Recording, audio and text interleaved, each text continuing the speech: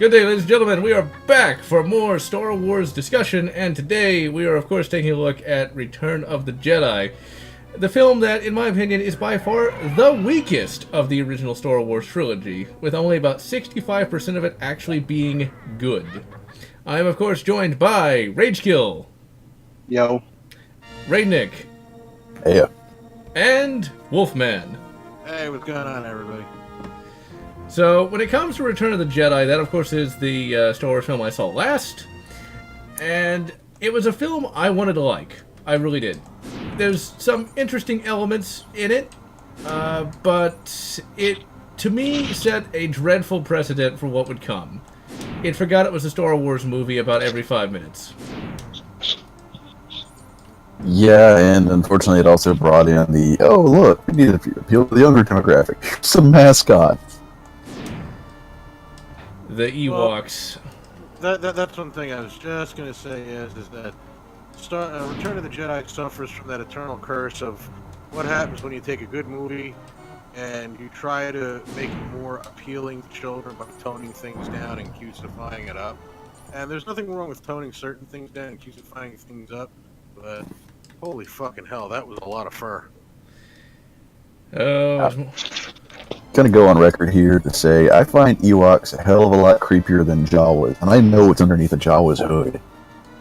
Well, it's also implied that the Ewoks eat people, so, uh-oh. They literally say it in the film, and then you see the empty Imperial helmet, so, oh dear. Yeah, things are...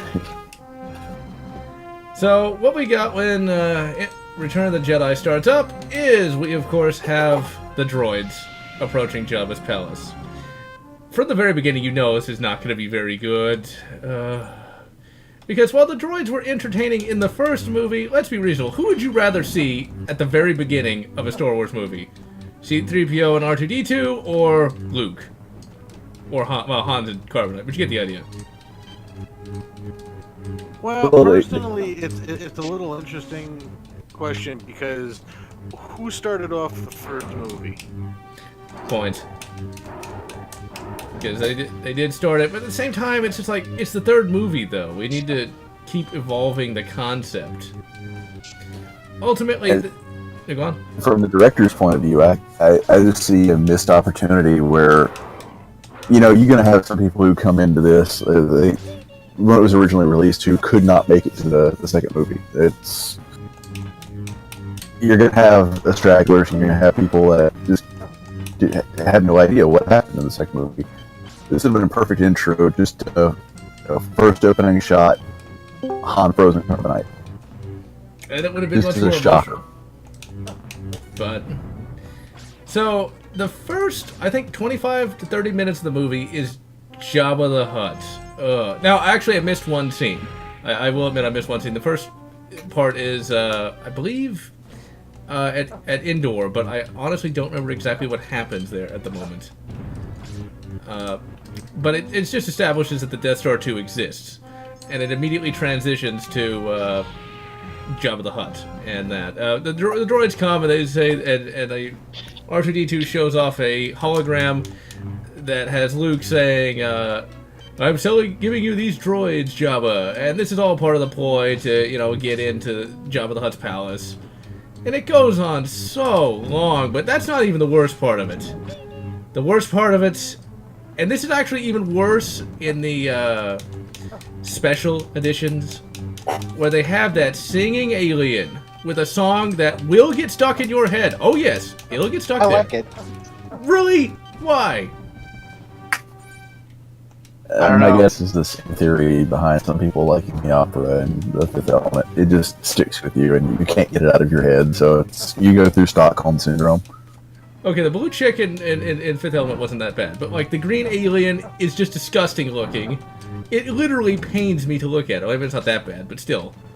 Well, if there is one thing that I could interject, it's the opening sequence did drag on so long that by the time Princess Leia finally made an appearance on the scene in disguise to free Han Solo, even the fucking puppets fell asleep. Yeah. So it did. It went on forever. Like, Leia didn't make an appearance until, like, what, 15 minutes in? I honestly do not remember the exact timeline of that because I've tried to purge it from my memory. It is a C-3PO and R2 for a while. Well, it starts off with them walking, and then they walk up to the gate, and then the eyeball thing comes out, and then so nobody understands what the hell it sounds like, and then, all two, we're done for, all that shit, and then they get dragged in, and then they go to robot bondage rooms where you can tell that little trash can thing that was painted to look like a robot is perfect. They were burning his feet. So I mean, robot foot fetish.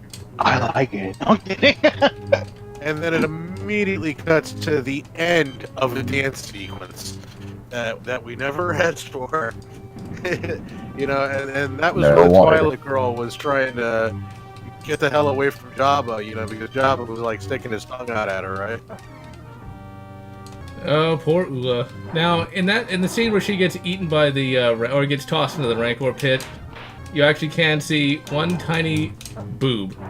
You can see just a little bit of it if you pause it fast enough.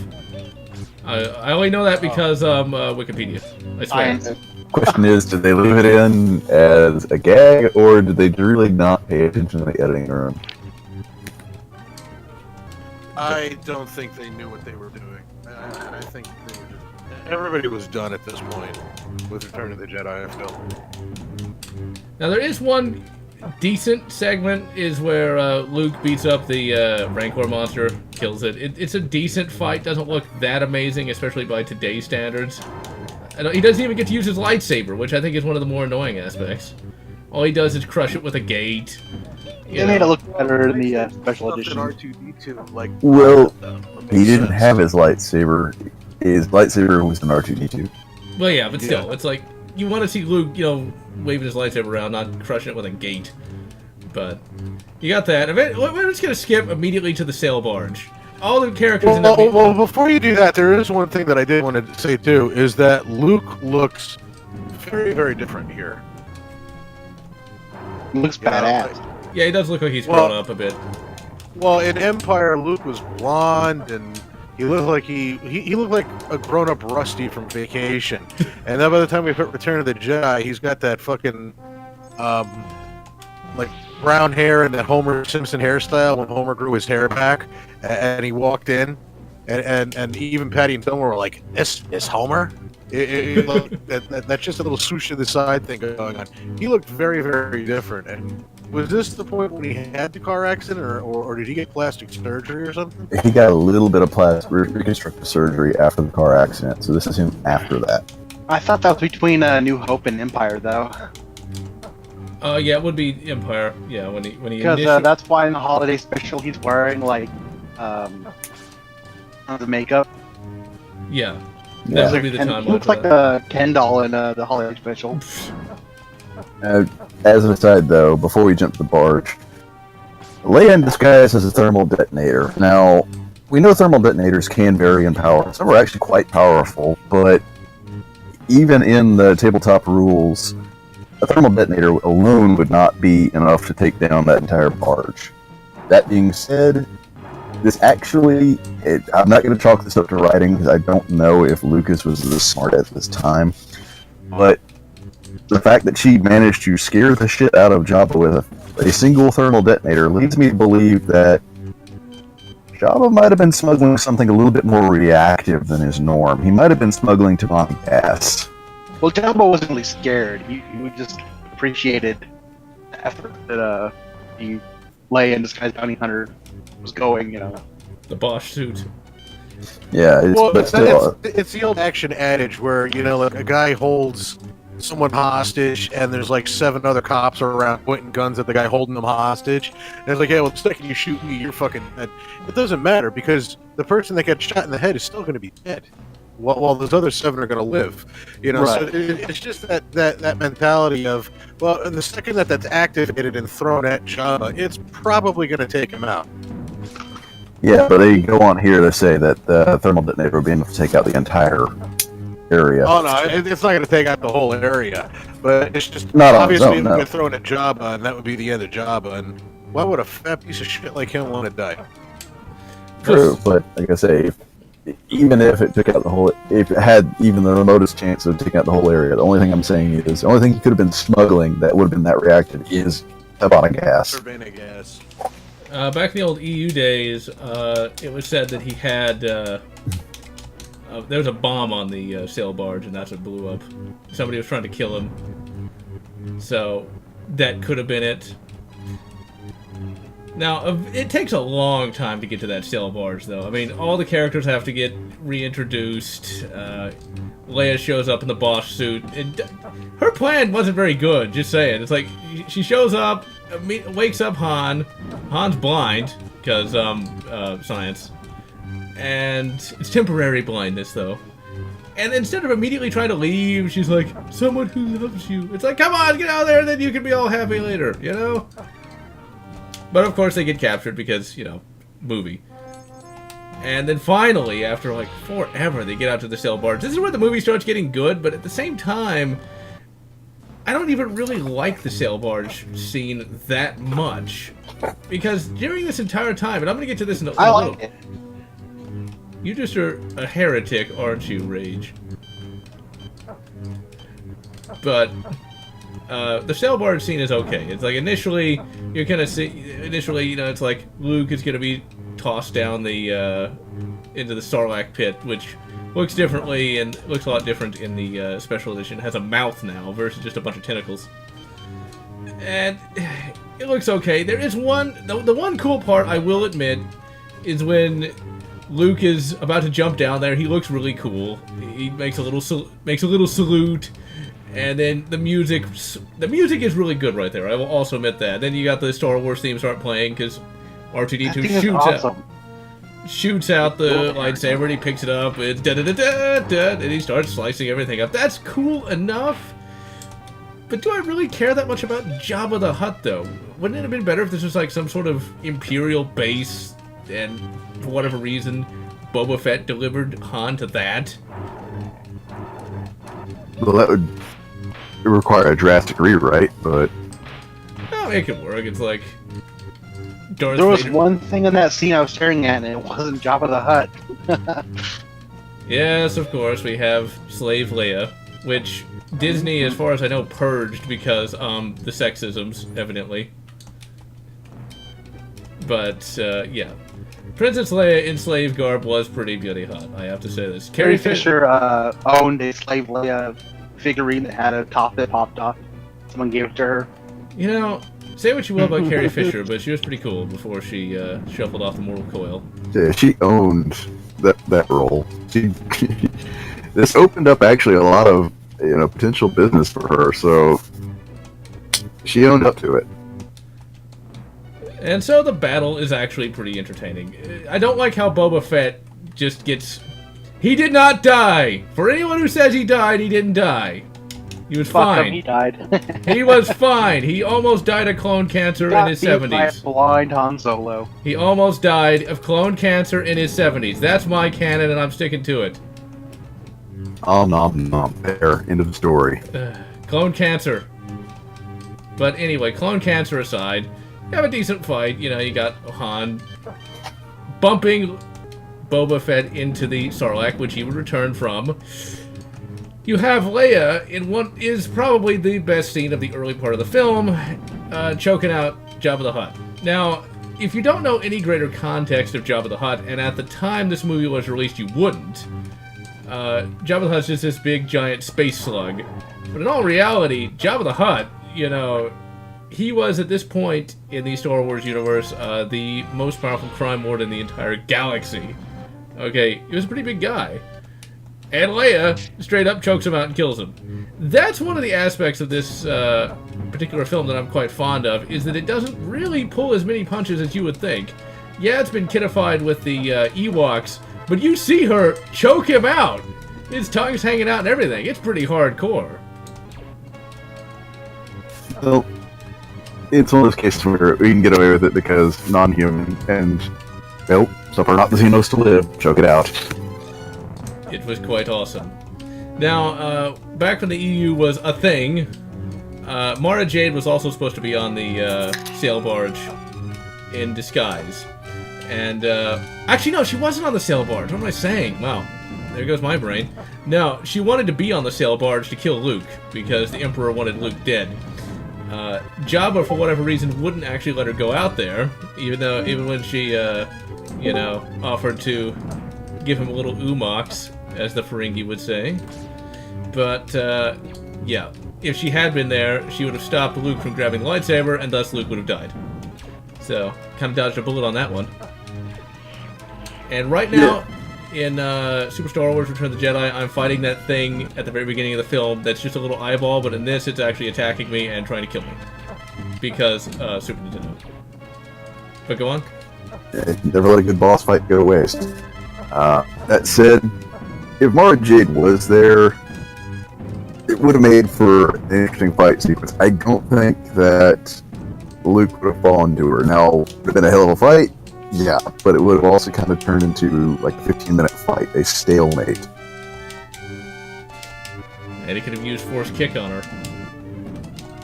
Because there's a pretty hilarious screenshot where Luke literally just kicks the air and somebody falls. It's the Force Kick! I mean, come on. Why wouldn't that work? Admittedly, that is a flub, but it's thankfully nowhere near as bad as the fight scenes in the Disney trilogy. Good lord, that makes me want to punch babies. I'll tell you this, when it comes to that Disney series, I've only seen part of Rogue One. Oh my god, what they did to the Stormtroopers, like, they have no dignity left. Oh, wait till you get to the sequels. Whenever I get to awful. Whenever I get to 10K, I guess I'll sit through it. So anyway, you know, the sail barge is blown up, our heroes escape, and then Star Wars starts up. It only took, what, 20 minutes? It is such a massive tonal shift, it's not even funny. It is a massive tonal shift when they get to the Home One starship. It's like, wait, Star Wars? Not random desert adventure? I swear, if the movie had started off there, it would have been much, much better for it. Yeah. I mean, they kind of flirted with, hey, let's try out Dune. Oh wait, we're not that weird. Yeah. It was just... Well, it's kind of like how I felt about Episode 1 when the movie should have ended when Han was about to get back on the Millennium Falcon and say, we're going to go find so-and-so. And then the movie should have cut when the Millennium Falcon ended, and then everything that happened past, it is what it is, but it should have been in the second movie. I think you meant Episode 5, and it was Lando. What? You said Episode 1! Oh, wait, I'm talking about the... What the hell was that shit show that Disney made? The first Star Wars movie? The Force Awakens or something like that? Oh, yeah. Oh, I don't know. I have not subjected myself to that. You're gonna want a lot of good food and good booze.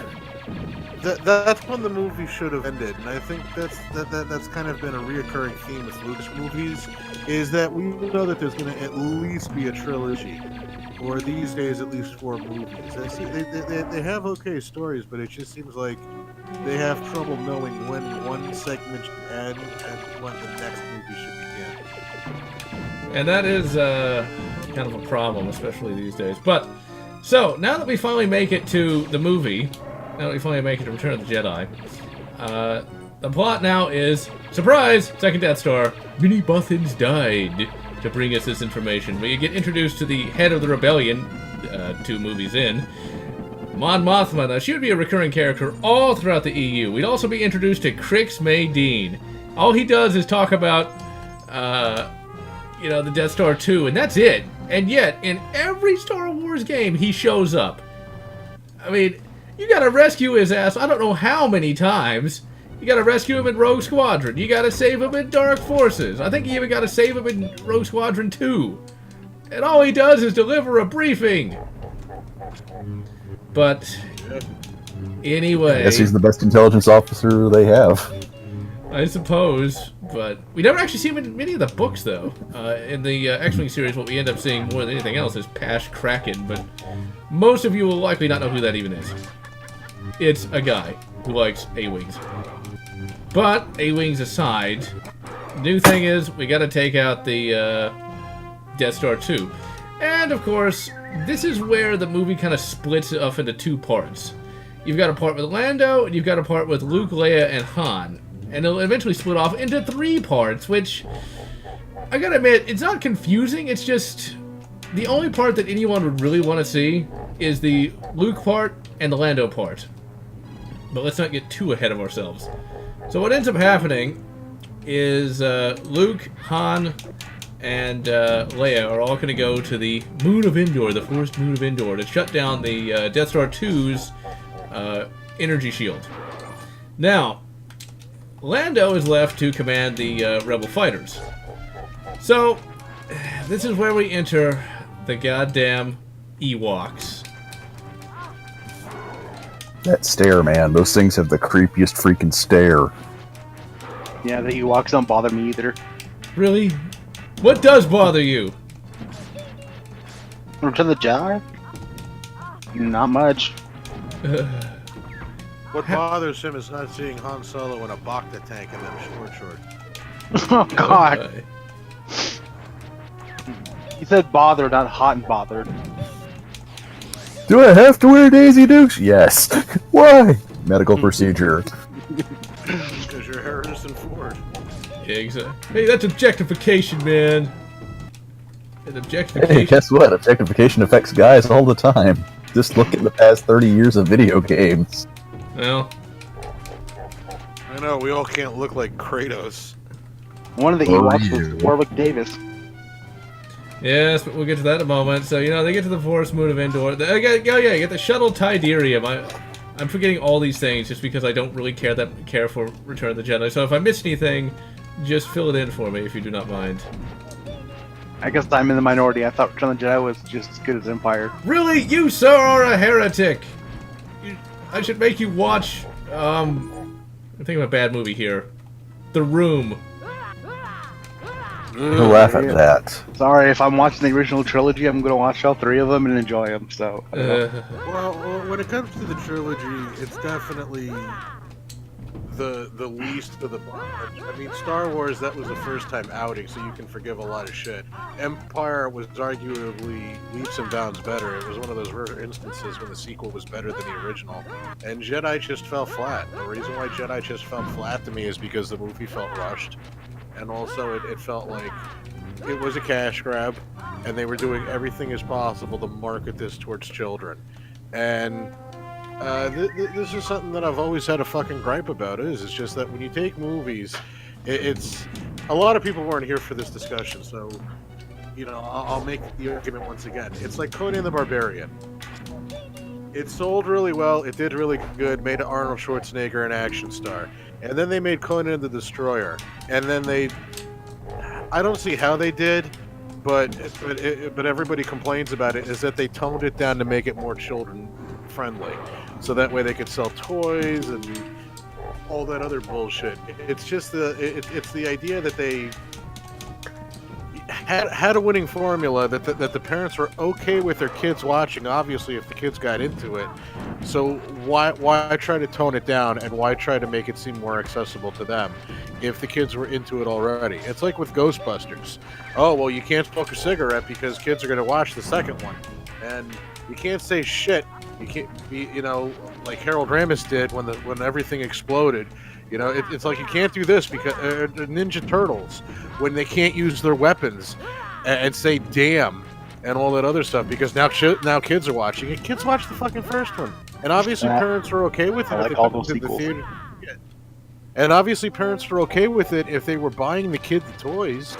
You know, so it's just another instance of, well, we want to make this more accessible, so how can we lighten things up?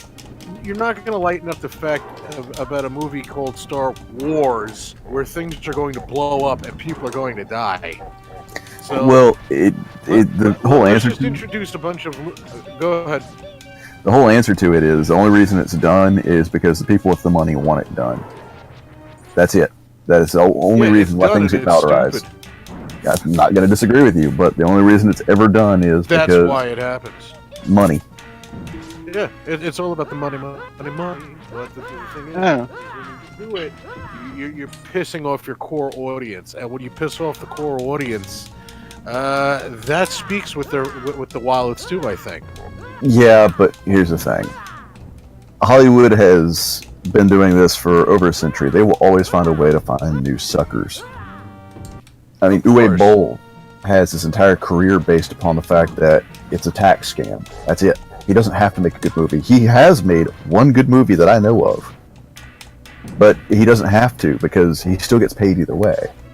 Was it like a home video for a birthday party? Fair enough, but no, it's German fried movie. It's I know actually it's the German tax law with making media. It's very very lucrative and it promotes people to VR. German fried movie is actually quite good. Not as good as Kentucky Fried Movie, but it's pretty good, worth watching. Bratwurst the movie. I liked Rampage and Postal. But thankfully, this movie isn't quite Postal. You don't have to worry about it. It's Postal. It's pretty hard to screw that up unless it's Postal is the most Russians. accurate video game movie Uwe did. But I was gonna equate Return of the Jedi sort of like to Back to the Future 3, where more of a slow burn, but it's still entertaining and fun. I don't know. The action scenes are actually quite good. I'll save it for when we get to the relevant point. Right. But I guess I just wasn't bothered by some of the child-friendly stuff they put in the movie because it didn't last. I don't know, it just didn't bother me that much. Mainly, and the payoff of the movie really worked. With Luke facing, Vader, trying to get all that stuff. We'll talk about later on. But I don't know. I still think Return of the Jedi is, worthy to watch if you're marathoning the trilogy. Well, okay, I guess I should specify. I still think the movie is 65% good. That's what I always like to say. It's 65% worth watching. The other percentage is the bad part. And the other parts are why the fast forward button was invented. yeah. So they land on Endor. There's a decent fight scene between Han and a scout trooper. Now, the scout troopers are a pretty cool design. The speeder bike chase is great. Now, this is the thing. You slog through all of Jabba's palace. Takes forever. Then you get to Endor, and it looks like it's going to be great. Because, you got Han, he's kicking the crap out of a scout trooper. You got the speeder bike chase, they're flying around. The speeder bike chase I actually really like from a cinematography point of view because they made the sensation of speed look right. Yeah, and then, as soon as that speeder bike chase ends, Warwick Davis shows up. And the movie screeches to a halt like you wouldn't believe. Now, the Ewoks show up when Chewbacca finds some random meat hanging around, because of course he does. And then the Ewoks show up and take everybody captive. And I'm thinking to myself, like, okay, these battle-hardened rebels are going to get taken captive by a bunch of walking teddy bears. You fucking kidding me? Are you fucking kidding me right now? Han Solo... As I'm want to scream whenever I see this scene is, just punt the fuzzy little footballs. Yeah, I mean, it's originally it's supposed to be Wookiees. Okay, They Wookiees I can't even buy. shoot straight. But anyway, so they get captured by, the Ewoks, and there's like a scene where they called C-3PO their god. Oh, they're gonna cook. They're going to cook our heroes alive because cute teddy bears are cute, evidently. But C-3PO is like, the golden god, and then it's just painful. It's just painful. And then, surprise, we're back in Star Wars again because we get a massive, I think it's like a massive, crash cut to the Rebel fighters and the Millennium Falcon flying around, getting ready to attack the Death Star 2, and it's like, whoa, where did the movie start up again? Tonal whiplash. Yeah, this actually was a pretty fast edit, and I don't know if they did a screen wipe here or not, but it's like going from third gear all the way to fifth without even touching the clutch. And, the music's great. It's like, da-da-da-da-da-da-da-da-da-da. It's like, we go from yub to that. It's like, why couldn't we just keep having that? So the movie finally, of course, culminates in the Battle of Endor, and it is, in my opinion at the very least, the best space battle in the entire franchise. It really is. Very much so. Very well choreographed, very well shot. This is where the effort for the movie went into. it's one of those things like, why couldn't the whole movie be like that? It's like, 'cause this is what we've been waiting for. And this is where the narrative splits into 3 parts. You have the Battle of Endor, you have the battle on the Endor moon itself, and you have a confrontation between Darth Vader, Luke, and the Emperor. The Battle of Endor is great because you've got all the fighters flying around. We got new fighters. We got A wings. We got B wings. The one thing about the B wing that always sticks in my mind is like it has this really kind of cool design. The cockpit moves around. Evidently Admiral Akbar design. And we got Admiral Akbar. We got another cool character that's introduced. It's a trap. And while he does play an important role here and will throughout almost all the video games, especially the Sega made ones, he actually got his own character in the books. And he's not, as commanders go, he's pretty damn good. And his backstory is also pretty excellent as well. Originally, he was Grand Moff Tarkin's slave. Oh yeah, I always love it when people are like, "Oh, the Empire is so misunderstood, man. They're great." Yeah, sure they are. But you'll see that on all kinds of forums. People saying like, "I'd love to live in the Empire." Yeah, sure you would. No, you wouldn't. They're the same as any dictatorial regime. The only difference is the whole gags about Mussolini, at least the trains ran on time, etc. like that. The Empire actually holds up to. The businesses run. All the interstellar lanes still run. Now it's still a shithole. It's still not a place you want to live. But all the Mussolini gags, yeah, you can aim them at the Emperor. And well, actually, even the Emperor's not very good when it comes to his people, though. There's a book that's set immediately after Return of the Jedi. Oh yeah, spoiler alert, the Rebels win. Immediately after Return of the Jedi, where they introduce a new enemy, because you don't want to just read about the Imperials again. And the new enemy is basically intelligent space lizards called Sissy Rook. And the Emperor was going to straight up sell some of his citizens to the foul raptor aliens so he could get some special battle droids. It's like, yeah, so he's a great guy, right? So long as you aren't on his... God damn it. As long as you're not on his crap list, and as long as you're not an alien, unless you're, Thrawn, you're gonna be okay-ish. Now, it's still gonna be an oppressive dictatorial regime across multiple planets, but there's been worse. But, like I say, not being the worst thing in the entire universe does not automatically equal good. Exactly. So, the whole Ewok battle that we see isn't that bad, but once again, it's these little teddy bears, and like they're taking down ATSTs, which are also a pretty cool design, even if it's the control cabin is like really exposed, but still, it works. To me, that really slows down the movie because you want to see the space battle more than anything else. You want to see the stuff with Luke and Vader and the Emperor. The problem is it's just too much crap going on at once. 2 is enough. 3 is like, can we get back to the good part, please?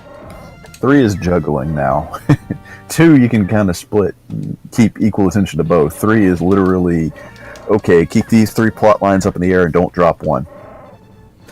And I gotta admit, they handle it fairly well, but it's just too much to be 100% entertaining.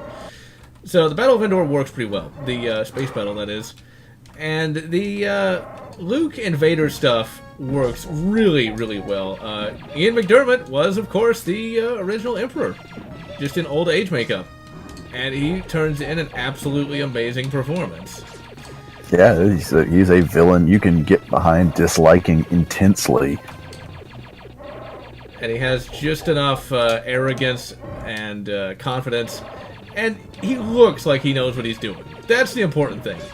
It's like, he doesn't look like an incompetent mustache twirler. Like, this guy means business.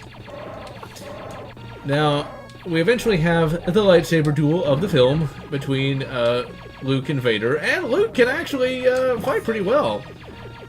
And ultimately ends up winning, cutting off Vader's hand, but You know, he has to make a choice. Also, in the rules, if we're going D20 rules, this is the second time Luke actually does go over to the dark side. He's fighting with rage here, but the thing is, he's fighting with a tempered rage. Somebody needs to replace that DM. He's like way too hard. You know, it's like, come on, really, another dark side point? I feel like that's what would happen if I was playing the game. It's like, what? I just shot him. Why is that bad? Or better yet. No.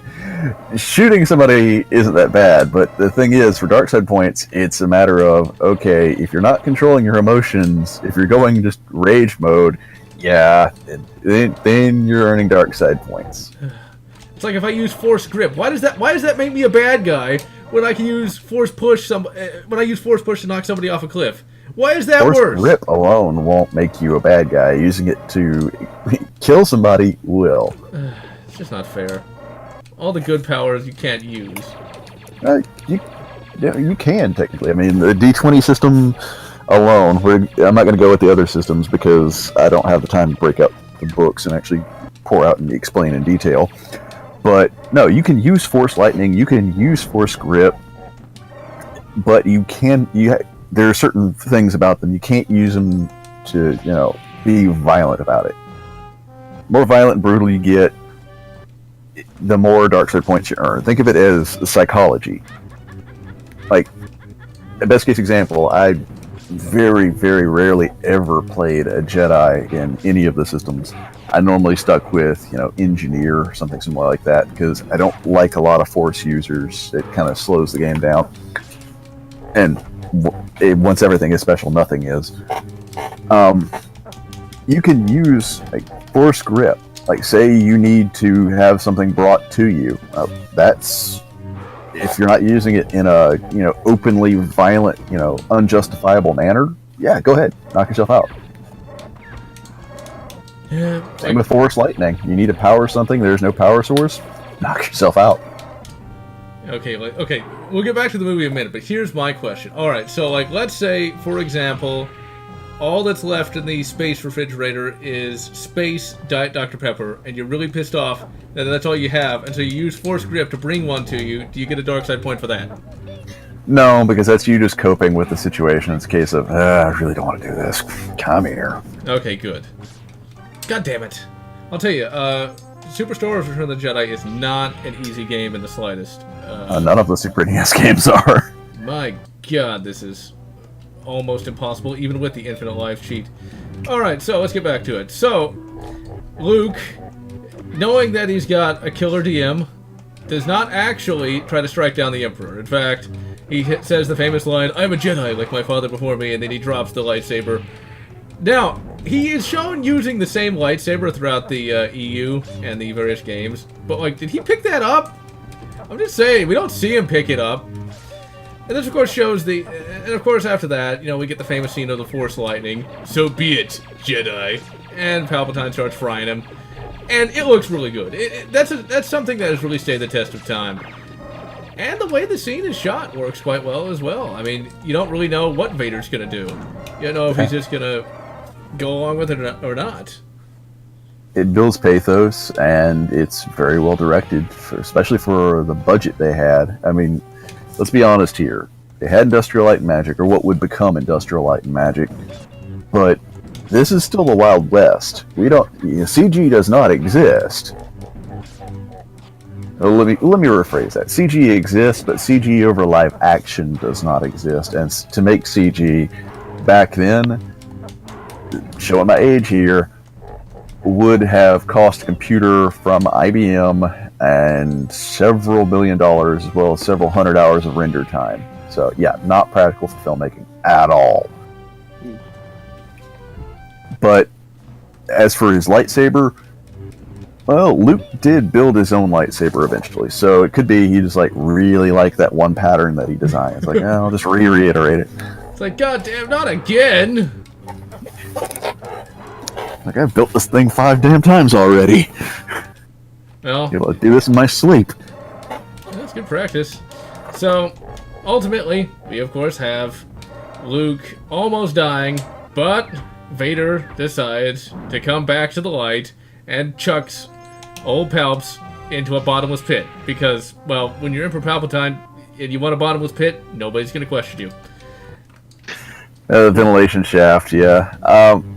This is going to sound incredibly strange, but even as a kid, I'm so ingrained to classic cartoons that when he falls down the ventilation shaft, all I hear is Goofy scream. Coming soon to a remaster near you. And speaking of something just about as bad, in the wow, I literally saved the state as I died. In the Blu-ray re-release, we now have Darth Vader going, no! It's like, why? Because somebody wanted a paycheck. That's the only reason. Somebody wanted a paycheck. I don't like it either. I actually mocked that so much during the early years of this channel. I mocked it in, I think, the Last Command video and one of my random action figure reviews, because I thought that was the stupidest thing I'd ever seen. Like, I can accept the really annoying frat boy yell from Obi-Wan, but the no was just the absolute worst. The absolute. Blinking. Remember, James Earl Jones got paid probably about $1 million for that. You know what? I don't fault him. But who blinked? Rage? The Ewoks. They added CG blinking to the Ewoks. Which doesn't help them. They still have a creepy freaking stare, especially when that one Ewok and that kid. Ugh. Well, if they added CG pupil dilation, that might make it creepier. CG pupil They do dilation. that, and I'm gonna have to take a crying game shower. Yeah, the last half of Return of the Jedi, I'd say, is just about perfect. That final showdown was awesome. Not to mention Luke trying to, convince Vader. So Luke looks like a complete badass wearing all black. Yeah, that was pretty good. Doing his Johnny Cash impersonation. So, the end of the entire film is Lando and Wedge Antilles heading into the Death Star 2, and it looks amazing. Like, that is where you've got your models, and the models just look great. What's kind of funny is there's a character who would survive the Battle of the Death Star 2 named Tycho Selchu. He's from the X-Wing series, and the writer just said he's that one. He was an A-Wing pilot in that. What's kind of funny is his A-Wing actually had wood paneling in it, because 70s. At least that's what the Because character... badass. That's the reason why. Because badass. He paid for the luxury option. I kind of feel sorry for all those hired contractors that ended up dying in the Death Star 2 explosion. Hey, They knew what they were getting into. Yeah, I'm we're sorry. back to the clerk's argument again. I'm sorry, but yeah, he did kill a lot of innocent contractors. But let's be absolutely honest here. As somebody who's worked as a contractor, you signed the contract. You know exactly what you're getting yourself into. Unfortunately, yeah. I mean, there is kind of a galactic war going on, and you are in probably like the biggest fucking target in space at the moment. Exactly. Yeah, you're doing this for the money. If you're smart, you sign to get your work position next to an escape dock bridge so you can get your ass out of Dodge, but you know exactly what you're getting yourself into. You're getting all paid pretty goddamn well for this task. It's like that old adage, a contractor thinks with his brain, not with his wallet. And, to make people feel better, most of those contractors were from Black Sun, Prince Seizure.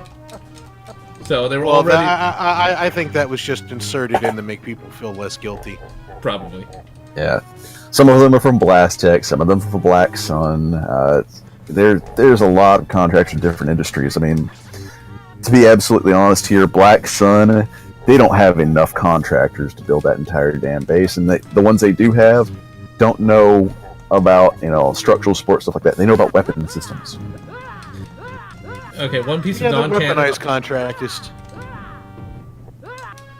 One piece of non-canon here from this Super Star Wars game.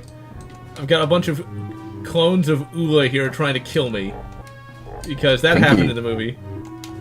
And apparently Twi'leks can fly with their little head tails. Because, science.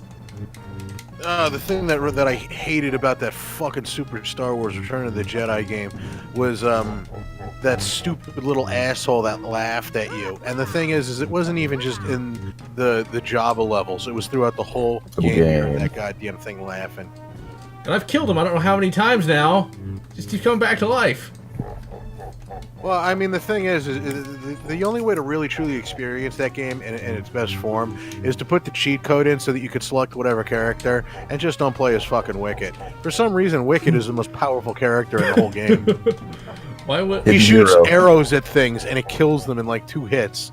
Meanwhile, you know, you've got the ultra blasters like maxed out. Is awesome. Only in Willow. Wait, you don't like it? In Leprechaun 3. You know, the only thing personally that would have made that would have redeemed Return of the Jedi to me, and I mean, like, this is a stretch, but it would have been great, is once the Death Star blew up, all the debris entered Endor's atmosphere and fucking crashed on top of the Ewok village. Then we wouldn't get No Jump or the other song. Actually, it didn't crash into that village, but it did crash into quite a few.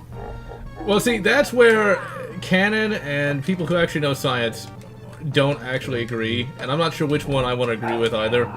Okay, canonically, when they blew it up, a magical wormhole opened up and sucked up all the debris because, science. Yeah, you know, it just floated in polluted space, you know? No, some of the debris did make it to planet side. Officially, some of the debris did make it to planet side. Oh, okay. It caused some severe impacts. Well, see, that's the thing. Like, the ultra nerdy Star Wars, the technical journals, actually said that basically it blowing up that close would kill everything on the planet. Yeah, it should have completely nuked the planet. So the atmosphere would have been blown away. The original version, we got the Nebula song, then the official editions, they changed it to, like, a different thing, and then special edition DVD, they had to add other planets celebrating, including Gungan, which we hear Gungan go, "We suffer." Oh, I remember that. Jar Jar. I'm so glad I didn't watch that version. Because, I mean, oh yeah, I opted out of watching the special edition.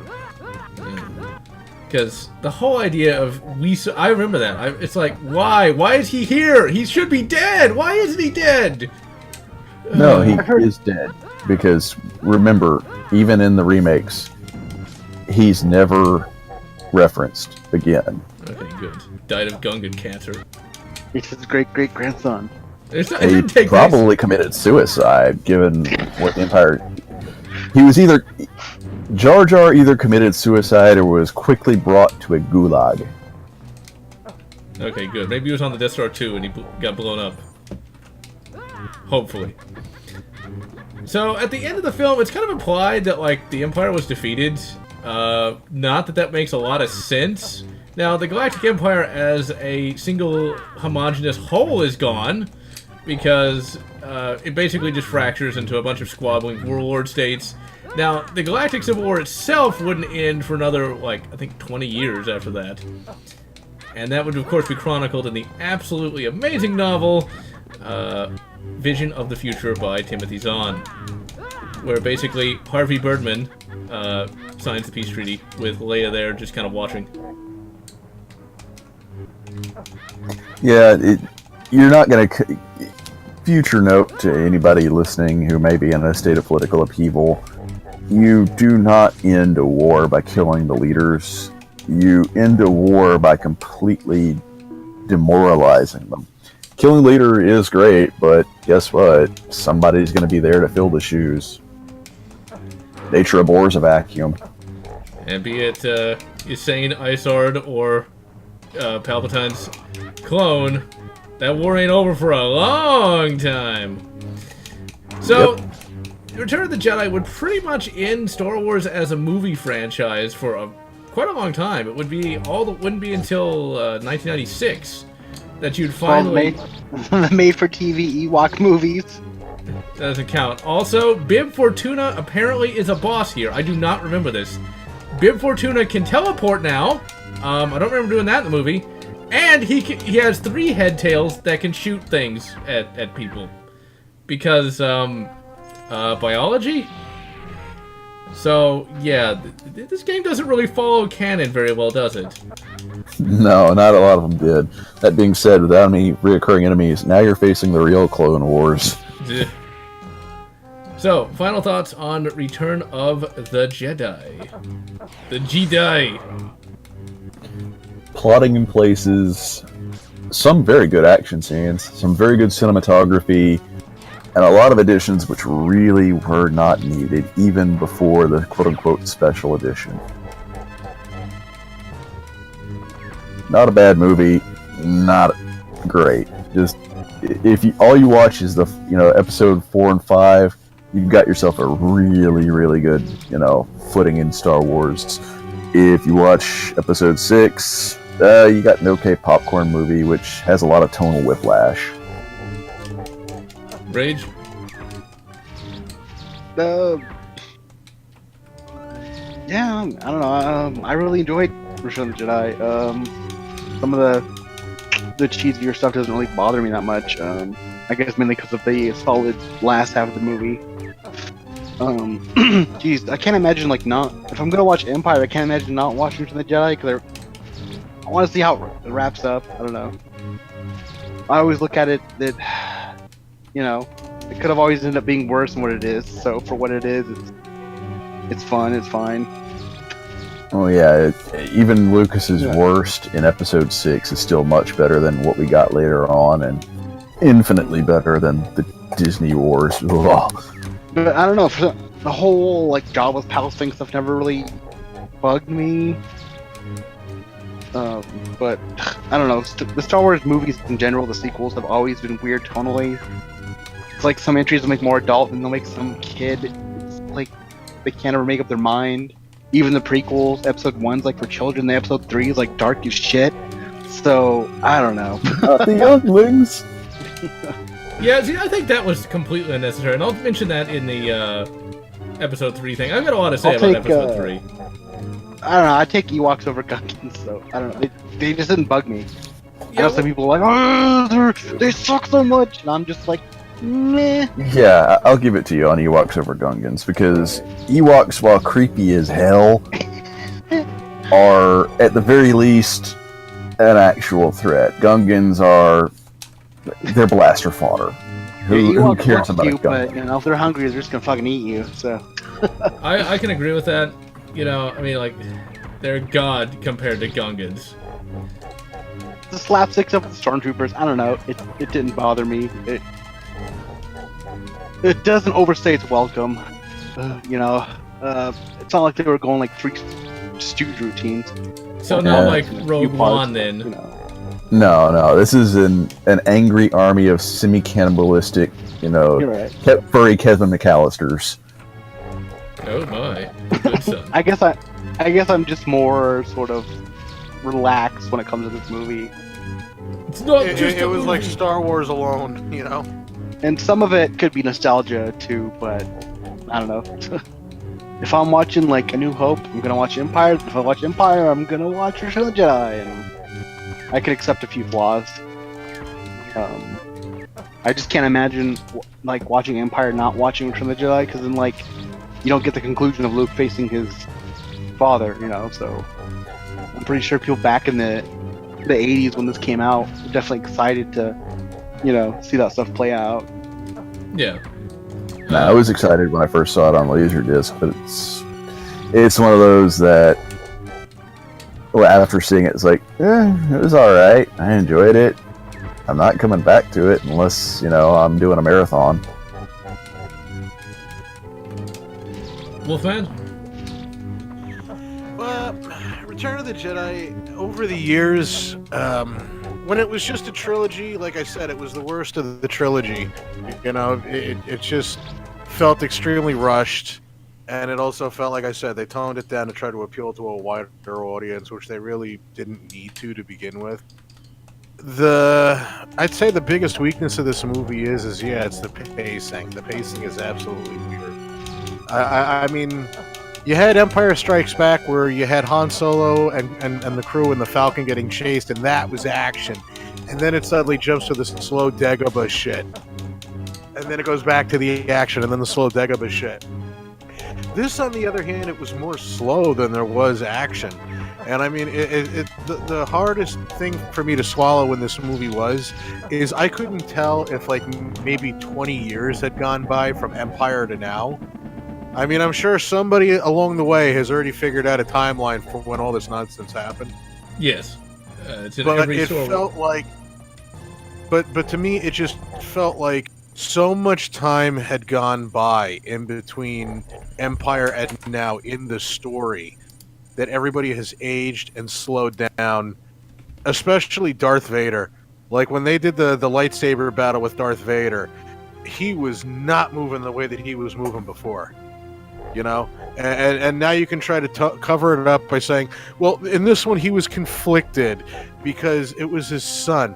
Darth Vader knew all along that it was his son, and he had no fucks to give in Empire Strikes Back when he was throwing furniture at him, blasting him out of the window, letting him fall down a pit, and going, ah, fuck it. You know, it's just in this one now, it just seemed like he was really, really, really slowed down, Darth Vader especially. And Luke Skywalker looked like he had aged quite poorly. And I guess Jabba the Hutt had enough time to gain 5,000 pounds and go from a human being to a fucking slug. Rapid evolution. Footage of A New Hope. You know, it's just there was that, and I mean, it's like the biggest part of the movie to me was the final fight when they had the final space battle, and I think that was the only one that we ever really had too in that movie. So they borrowed a lot of elements from the first one. They didn't take any elements from the second one, and they tried going their own direction with the third one by making it more child friendly. And it's just the Ewok thing. I don't give a fuck, you know.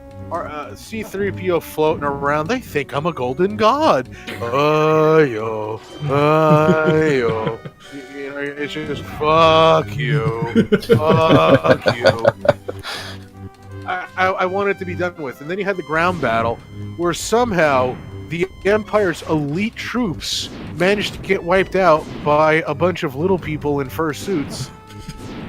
Like I say, you have an army of angry, semi-furry, you know, semi-cannibalistic Kevin McAllisters. It's Home Alone on a entirely more violent scale. I can deal with the slapstick stuff, and even if you want to try to get all social intellectual, you can equate that to the Vietnam War. You know, the way that, you know, like all these highly trained American soldiers were falling the punji sticks and shit. I get it. The Viet Cong were at least well armed. Not like well armed as the U.S., but you know they had SKSs, they had AKMs, they had to show the notion that jungle warfare is never good, and that some, you know, indigenous tricks can beat, you know, technology. I get it, I really do, but it's just I hated the ground battle. The space battle was really cool, except it just felt like the Empire should have won. You know, but it felt like the way the things ended the way they did because of a matter of convenience. And poor Darth Vader was all old and balding and burned up. You know, no, go, my son, leave me. You know, I don't sound like James Earl Jones anymore. Yeah. Apparently the vocoder gave out. Yeah. That must have been one. At the very least, they didn't do that shit. Where I remember there was a version that I had seen where Darth Vader threw the Empire down the well. And then you hear Darth Vader, no! When he picks him up to throw him, and I thought that was the most god-awful thing ever. Yeah, that's... I do have to admit, though, that James Earl Jones yelling in agony is the coolest sound ever. That, it sounds like Shredder from the old Turtles cartoons. You know, voiced by Uncle Phil. Other guy. Yeah. The guy from Fresh Prince of Bel-Air. Right. But yeah. I digress. The bottom line is that when this movie was a trilogy, it was the worst of the bunch. And now that they have released a bunch of other shit afterwards, it's not as bad. And yeah, it's a lot more the reason why it's not as now. bad is because something much worse has come out now, you know? And it's sad. This movie could have been a lot better. I just felt that it was hampered by just been a lot toning worse. it down, and the pacing was caca. Well, Return of the Jedi was never particularly that popular amongst, I think, the fans anyway. And what's kind of funny is the Star Wars audio dramas. I don't know if any of you have heard of that, or heard of them, I should say. Episode 4 and 5 had like 5-hour audio dramas with like a full cast. Even had Mark Hamill in it. Return of the Jedi was 2 hours. It didn't even have. It's slim. Let's be a Jedi tonight. See, that's still funny. You know what? There's that too, and then there's the just the idea that they built the Death Star. It was already operational. It was able to target large capital ships, which is fine. I like the idea of that, because you had, Fish Head. That thing is operational, and then, of course, the most iconic, it's a trap thing. It's... They flew into another hole and they blew it up again. I mean, can you just imagine the guy that designed this thing going, "Oh, come on, again?" I didn't have time to patch it this time. Shit. Well, and this one's even larger by a massive scale and magnitude. But at least able to fly a ship into it now. Yeah, at least this time, the reason for it being blown up really comes down to it's not finished. Yeah, at least that's passable, is that it wasn't finished. I mean, the Death Star, they built that motherfucker. It was full. It was ready to go. And apparently nobody in the rebellion had noticed that the first one was being built, was being even planned, let alone being built and then completed. But this one, they found out about it while it was being built. But it's just... There is the age-old question, too, of, I have foreseen this. If you've foreseen it, how the fuck did you not foresee that someone was going to fly down the hole and blow it up? How did you not foresee that Luke Skywalker was going to say no and turn the thing away? The thing is, the entire Death Star 1 could have been completely safe if not for, a vent cover, which cost maybe a few thousand credits. More like $15. Just put a wooden fucking plank over it. And the proton torpedo would have detonated on impact. But fair enough. At the end of the day, at the end of the day, that one asshole that got choked in the first one, who was like, "Your religion is finished," he was right. Yeah. It was so prophetic. The atheist out of the group was prophetic, because it was everybody's... I mean, really, if nobody had this whole shit show of trying to convert Luke to the dark side of the Force, where it was just like, you know what, he's strong, we got him, fucking kill him. If they had killed Luke Skywalker instead of trying to convert him, it would have been the end of the movie. Because... Yeah, no, it would have been more like bam, bam, bam, bam, bam. It's... Well, I mean, his sister had a British accent, and then she kind of just shakes it off. Oh, Leia? Yeah. Well, she hung out with enough farm boys, it happened. I mean, I still have the Jersey accent, but when you talk to enough people out here, eventually it slips. And then when I get grumpy, close the fucking door! It happens, Everybody slipped in this movie, and I mean, that sums up Return of the Jedi for me. It was a slip. And a lot of this a lot of the episode 4, 5, and 6 could have been ended really, really quickly and abruptly in favor of the Empire. Yeah. Well, personally, I felt that's how it should have ended. I mean, really. Maybe, but then we wouldn't actually have, a whole lot of good books and a lot of bad books and even worse movies and some really cool action figures and now some really, really, really crap action figures. Oh, don't remind me. Well, yeah, if you think about the alternative, would you rather had the Empire win and then we wouldn't have to deal with shit like Rogue One or Han Solo or any of that other... Well, Han Solo was a prequel. But you get what I'm saying. If the Empire had won in Jedi, we wouldn't have had any of those terrible sequels. Yeah, but we've also been out quite a few good books and quite a lot of good video games. Well, there would always be What There about the would Clone always- Wars TV series? God, don't remind me of that unless it's the good one. I haven't watched it, but I heard it was really good. I want The absolutely. TV series that came out like a decade ago, I think. Oh, that's a good one. Oh, I haven't watched it, so I don't know. I just Sure. heard good things about it. Go watch the old one. It's actually quite entertaining. I didn't know there was a Well- new one, so. Oh. They're working on I it. said before, and I'll say it again. If you're gonna watch Return of the Jedi, definitely watch it. You know, watch the first one, watch the second one, watch the third one. Because Merchandising. it's kind of like going to a museum, and yeah, there's some parts that you're gonna pass through that aren't that good, but you're still gonna see. You know, you're still gonna get what you came to see. You came to see history.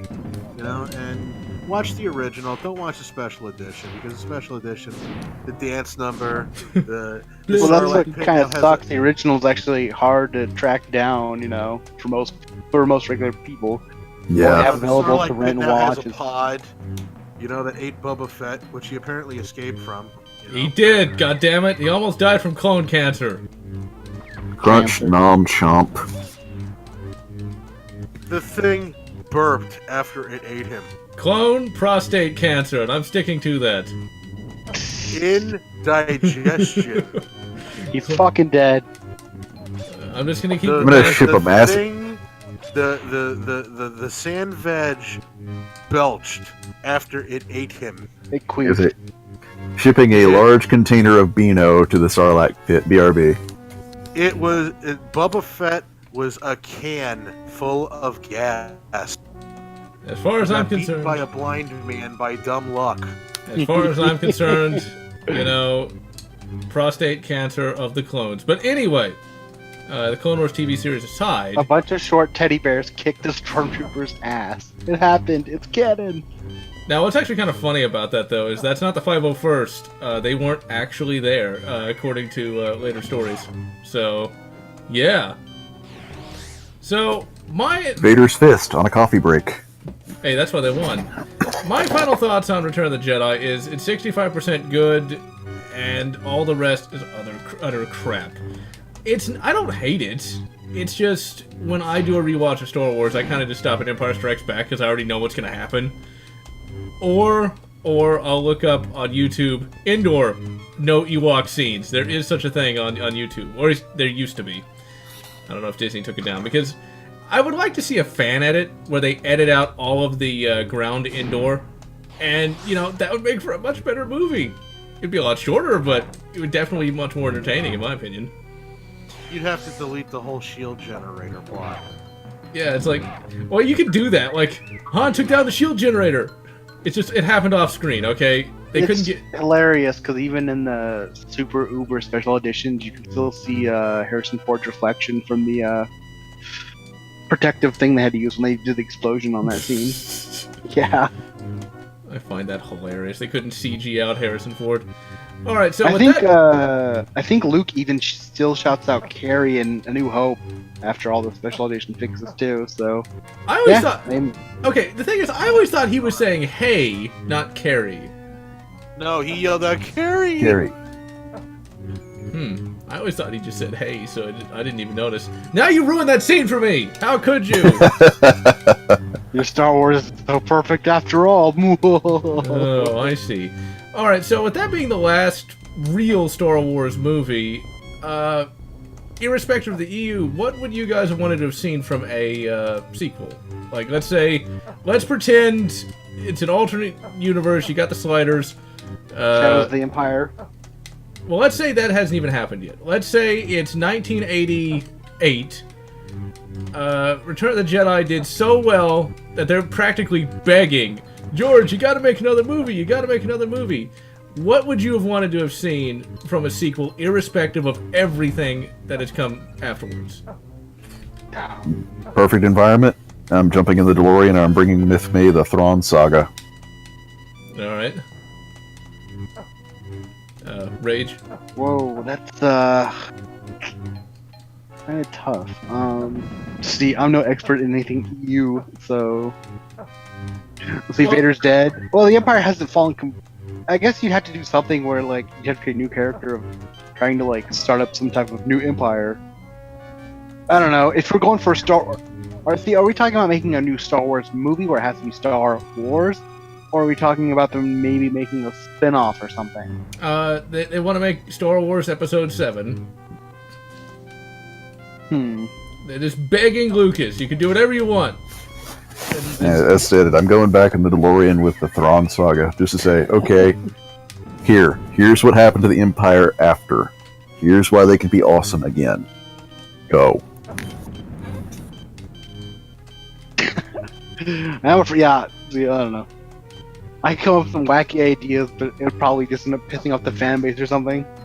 Well, like what? I mean, come on, you're the one deciding what it's gonna be. What's it gonna be? Are you gonna bring back the original characters? Okay, so I'm hired as a writer, and I have to write episode 7 in 1988. Yeah, somehow you got shunted back in time because the magics. Oh man. No, no, Marty McFly showed up. It's like, you gotta save Star Wars. So how are you not going to disappoint Marty?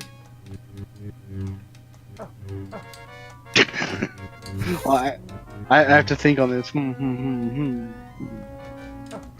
up, Marty McFly Jr. is going to go to jail. Hello, think, McFly, think. Well, what you're thinking about that, Wolfman, what do you think? Marty McFly. If they were gonna do something after this, I definitely say go the Thrawn way. Or if you can't do the whole throne thing with the Imperial Remnant and the Empire of the Hand and all that nonsense, if they had to go any other way other than that, I would actually have the rebellion become corrupt again, and have the Imperial Remnant. It's one of those things where it's like where they could have fleshed out a trilogy that would have proved that as bad as the Imperial Army was, they were kind of a necessary evil, because at least they kept, like, say, the crime syndicate, like the Black Sun, from getting way too powerful. You know, so it was one of those, you think we're fucking bad? You think our methods are bad? Alright, motherfucker, wait until something worse comes along. And, well, didn't that actually kind of happen in the Thrawn saga? Yeah. Yep. And this is coming from someone who has not read the Thrawn saga. I'm just going off of the Thrawn's Revenge mod that came out on the fucking Star Wars game that I'm always playing. Empire War. Forces of Corruption. Yeah. Or the Thrawn saga. Apparently there's like this race that's even worse than the Empire. But I think that you could make an entire trilogy out of that. It's just, hey, you thought we were bad? Okay, here comes something way, way worse. And then when they show up, the rebellion can't handle it. And the rebellion's corrupt as shit as it is because they don't have a rigid set of rules under one person. I'd say that would be the best route to go, because, I mean, it's just... Where else can you go from there? Truly, where else can you go from there? You have a new order, like with the Force Awakened, where you have a new order. And you know what? I don't know what the fuck everybody's so obsessed with Kylo Ren about. I just want to go on record and say that. I really do not know, because he was so teen angsty, it was kind of cringeworthy. And his entire existence can be summed up with just a few words: crawling in my skin. Hey, he's a freaking Lincoln. I love Lincoln Park. I know. It's just, it's a meme. I gotta make fun of it. No, but you know what? Here's the thing, though, and this actually kind of a tribute to what you were saying. When you're a hardcore teenager, it's kind of cringy to some people, and to others they really, really get it. But then when you grow up and you realize the message and you understand what it's about, it makes sense and you can dig it. Now, what's really kind of funny is when I was a teenager, that band was just getting popular, and people used to listen to it unironically. Oh yeah, well, you know what? This is where it gets obnoxious. Is every single animated video that someone produced. Yeah, it's a bit overused, but the only reason I bring it up is it's just a meme. Yeah, no, really, I understand. But Kylo Ren is Darth Emo. He is. He's Darth Emo, and I don't give a shit what anyone's like. Apparently, this guy's like really attractive or some shit like that. No, he's not. When I was in the theater and that dude pulled off that goddamn helmet, everybody fucking laughed. I would love to have been there to see that. Everybody laughed because his hair looked ridiculous. It looked like Snape's on a bad day. The nose, what the fuck? Those ears. That son of a bitch. They could fucking cast him in a live-action Dumbo, because you could flap those motherfuckers and he'd go flying away from me. Here's my thing on it. Darth Vader, threatening villain. Kylo Ren, No. Emo kid who needs a timeout. Seriously, your villains are Darth Emo and Evil Ron Weasley. What the hell? Darth Vader was terrifying. This thing looks like they played Knights of the Old Republic and tried to steal Revan's look, but they couldn't even steal the charm of the Knights of the Old Republic universe. Very much so. But It's like I but once again, I digress. It's those sequels, man. When I watched The Force Awakens, you had Kylo Ren, which was stupid. You had the New Order, which Nazi party much. And then they built a gun inside the planet. No wonder Harrison Ford said, "You have to fucking kill me in this one, and it's the only way I'll come I was back." gonna make that joke. I was like, no wonder why he won. It was the Ewoks, and that's why he wanted to die in Return Well, of the he Jedi. wanted to die a while ago, apparently. Yeah, Return of the Jedi. He wanted to be killed Apparently he off. wanted to die during Return of the Jedi. You know why? Because he saw that this shit was played out. And honestly, I can't help but respect Harrison Ford for it. Yeah, now you get it. And then they did the sequel, which I'm not watching. I will watch. You know, they killed Luke Skywalker, but then unfortunately Carrie Fisher passed away. That, my friends, is an omen. Yeah, It is it's an omen. Stop making the movies, because it's almost like time and heaven and hell intervened to fuck up the continuity that they had going, to say no. No. that said, that is. I'm sorry, but Episode 9 has the worst fight scene I have not seen in a Star Wars movie. It is the worst fight scene I have seen in any movie. Wow. That's The it. choreography. Here's the thing for a Star Wars fight scene. Even the most basic ones spend months in choreography. This fight scene is not bad because of lack of choreography. This fight scene is bad because it was made by a person who doesn't understand the first notion of how to use a sword. Keep the sharp and pokey bit away from the user, let alone how even logic works. As much as I rag on bad reboot and Jar Jar Abrams, this right here is okay. My saying is Star Wars is dead and Disney killed it. This movie did not kill Star Wars, it desecrated the corpse. It dug it up. Oh no, it did unholy things to the corpse. Things I will not mention here because you want to talk about demonetized or limited state, this will get you into demonetized or limited state. I will bite my tongue. If anybody wants to know... About the plot line should get you demonetized. Yeah, if anybody wants to know my true opinions of what happened to Star Wars, you can find me, you can ask me. I'll gladly tell you. But I cannot tell you on YouTube because it will all be limited state. We won't be able to do anything. They will be censored clean off the internet. He'll I get questioned by a can government agency. save you the trouble. I don't know what the hell the writer of that movie got out of it, but it should have been 3 to 5 years. Try 20. I can agree with that. That's a violent felony there. Try 20 with no chance for parole. Alright, so, do you guys think that Star Wars will, the original trilogy, endure for future generations? As long as Disney doesn't continue to alter the deal further, yes. It depends how the Pray I depends don't how the alter it parents anymore. decide to introduce the movies to their kids. I think it will actually, my personal opinion on it is I think it will actually still hold up. I think the prequels, as time goes on, will actually fall into obscurity. Right now, they still have some remnants of that Clone Wars thing they were pushing for so long. But at the end of the day, everyone still knows who Han Solo is. You know, similar to how everyone still knows who Captain Kirk is, even if they've never seen a single episode of the original series. It's something that is so ingrained in the culture, like worldwide culture, that I see the original trilogy enduring even into the next generation and beyond. Like, I grew up after. I wasn't born until 1989. So, long after that it had fallen out of some of the popular consciousness, and yet I still saw it, I still got into it. They really are timeless movies. Even Return of the Jedi. as much as I like to hate on it, you know, it's still a timeless movie. It doesn't feel like a 1983 movie. It still feels like it could be from any era. Mm-hmm. Yeah, it's certainly much better than even at Lucas's worst. His movies are still better than anything being put out in Hollywood today. And while this is strictly a popcorn movie as Star Wars movies go, I'll take a popcorn movie over anything that's being put out today. But chances are the newer generations are probably only going to see the Blu-ray version of the original trilogy. But I think even with the alterations, they still hold up. You know.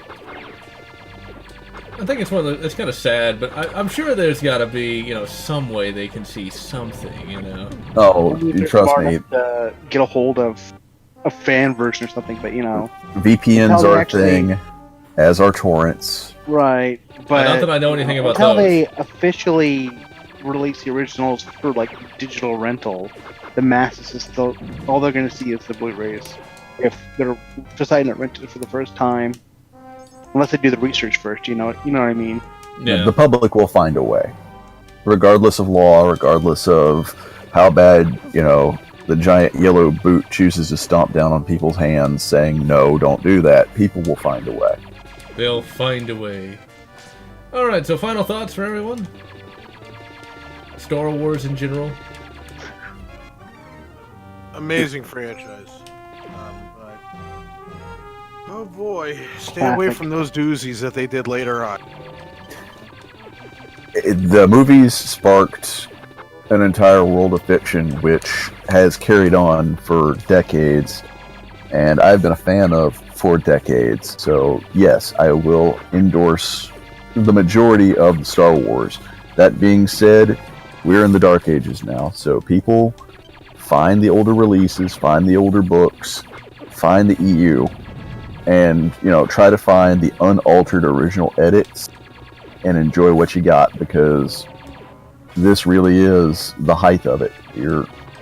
Not this particular movie, but like I say, this as compared to what's happening right now, this is the height of the entertainment, the entire circle of entertainment. Not just, you know, the audiovisual medium, not just the fiction medium, all of it. Right. Like Jaws, Back to the Future, Ghostbusters. I mean, it's all classic. You should just, you know, They are a must-watch. if you consider yourself a movie lover or movie watcher, put them on your list and check them out. You know, enough said. Really, right? Yeah, Star Wars as a whole, it sparked imaginations. It's defined people's lives. It's actually enriched people's lives. I mean, this is how so many people have become friends, lifelong friends over the years because of Star Wars. And that's just a testament to, you know, how amazing those three movies were. And it's just it's a shame that it went down the path that it did. You know? I think those it'll three. be in that path And forever, at least no one is holding us at gunpoint to watch the rest of the bullshit. Yeah, and we'll always have the conventions and the fan events, stuff like that. Granted, it's not going to be, you know, a Star Wars celebration at Disney, because honestly, if you're going to that, number one, you got more money than sense. Number two, you're probably not the best judge of science fiction. That being said, Disney can never take away the fan events. Disney can never take away what's already been released. If you want a good RPG system, but don't want to go the whole Dungeons and Dragons route, or Pathfinder, or White Wolf, or even Shadowrun, you can still, to this day, get the D20 system and have an absolute blast with it. You want a good book, there are plenty in the EU series you can pick up and you can enjoy thoroughly. You can still come back to this film, the original, you know, episode 4, 5, and 6, the original trilogy. You can still enjoy them completely unironically, and they still will hold up from a cinematography, from a scripting, and from a directing point of view. And as far as I'm concerned, well, the next convention I go to, I'm going as Grand Admiral Thrawn, so that ought to tell you that much. All right. Admiral Thrawn was a bit of a badass until until he got fucked up. Well, he suffered, not to go on too much longer, he suffered from the same problem that every military commander that does really well does. He suffered from victory disease. I can do no wrong! Oh wait, maybe you shouldn't be such an asshole to the Nogri. Maybe you ought to not trust the obviously crazy guy that has godlike powers. Maybe you ought to just stick with, you know, your spaceships and your clones and all the good stuff like that. But, Well, to be honest with you, the Nogari were extremely loyal to Darth Vader because he saved them. true, but I think he was just really using them a bit too much. It's like, they'll never turn against me. Oh. Well, that's the problem, though, is when you get your hand cookie jar, it never ends up well. You know? Yeah, see, for me, I would have just stuck with the Stormtroopers, you know, and not half-slave soldiers. But that's the problem. He just thought he could do no wrong. But anyway, this could go on for hours. Ultimately, I am GeneralLotz, and I have been joined by... Wolfman! Rage killer. And Rannick, I suppose. And we can wish you good. Return of the Jedi, not good. The Last Jedi, whatever makes you happy. If you enjoyed this video, please consider subscribing, and if you can, please consider supporting me on Patreon so that I can continue bringing you this awesome content.